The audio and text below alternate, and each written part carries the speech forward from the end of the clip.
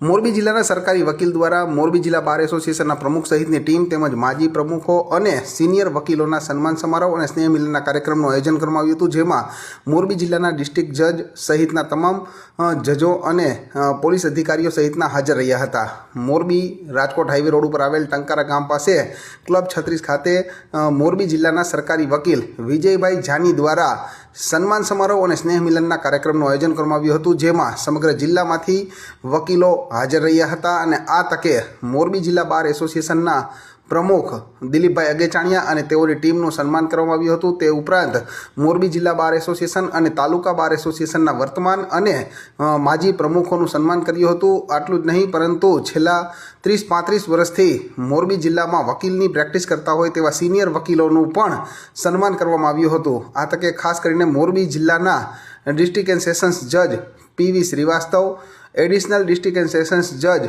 કે.આર. પંડ્યા સાહેબ સહિતના જજ સાહેબો હાજર રહ્યા હતા. આ ઉપરાંત જે પટેલ, અંશભાઈ ભારદ્વાજ સહિતના અગ્રણીઓ પણ હાજર રહ્યા હતા અને તેઓના હસ્તે વકીલોનું સન્માન કરવામાં આવ્યું હતું. અને આ કાર્યક્રમમાં સમગ્ર મોરબી જિલ્લામાંથી વકીલો હાજર રહ્યા હતા.